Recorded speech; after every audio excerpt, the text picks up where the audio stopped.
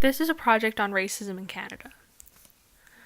Racism is prevalent because it was beneficial for early humans to deprive other groups of their resources. It is a psychological trait or psychological defense mechanism generated by the feelings of insecurity or anxiety.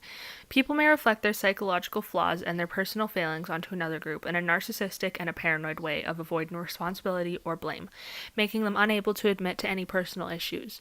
Racism is also a lack of psychological interrogation, a lack of self-esteem, and a lack of self-security.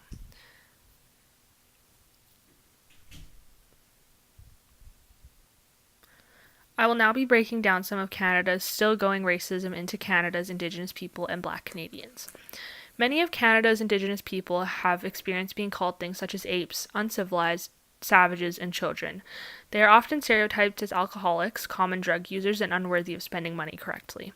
Not only have I heard these stereotypes myself, but so have many others. Unlike Black Canadians, Canada's First Peoples, as of now, in 1960, are granted special rights such as free health care and such for trauma of the white man's burden that had on them, including residential schools, reserves, having all culture and traditions being removed, the government taking children, and although its rights and apologies have been made, that doesn't change the fact that it happens and still occurs. Nowadays, Indigenous people are called a very rude name called chug. This racial slur originates from the old pub rule stating that all the First Peoples had to be out of the pub by 5, which is when the white men would come to the pub after work, and the bartenders would yell at them to chug. Now, many of the First Peoples suffer from this post-traumatic stress disorder, and overall past trauma is then passed through generations, which for some First Peoples experience have resulted in excessive substance abuse, alcohol use, and or self-harm.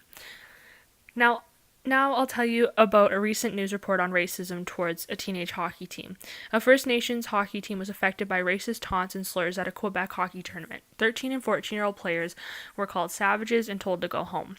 The opposing team would chant war cries, hitting their mouths with their hands, and the coaches did this as well.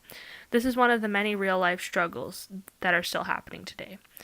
With this information, I can conclude that all of the racism that had led up to 1960, when rights were changed, it didn't get better. Perhaps it hadn't been as awful as it was before, but reports and such are still made showing us that racism towards the Indigenous people of Canada is still ongoing.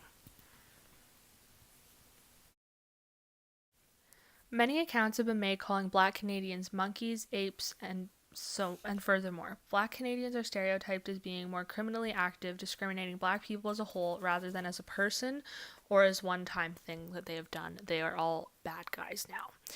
Black Canadians may experience lack of equal health care due to white supremacy and inadequacies during outcomes. Often, Black Canadians are stereotyped for wanting drugs and are afraid to seek health care without being viewed as wanting drugs. I'll now explain a real event that occurred. It quotes, "My 33-year-old brother went into the ER with a crisis. They saw a black male and assumed that he was seeking drugs, and told him that as well. Refusing to give him help and inspection, they gave him 40 Diladude and sent him home where he was found dead the morning after." End quote. This shows us that current racism and discrimination from 2017 to 18 is still happening because of the appearance of skin tone and that we are viewed as unequal or unworthy.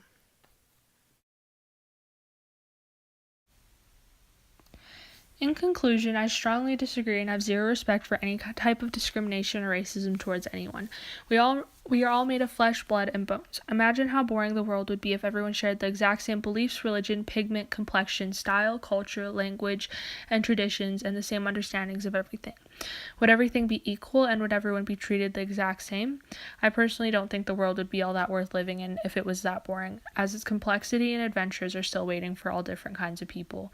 In reality, we are all the same race, the human race. Our ancestors in history experience different than we do, and without that you'd have no heritage or background. The reason why everyone is different is because of your background and where you grew up, depending on climate, foods, traditions, and such. Try to remember that we are all human in our own way instead of discriminating others, and see the beauty within the difference in each person and accept new things.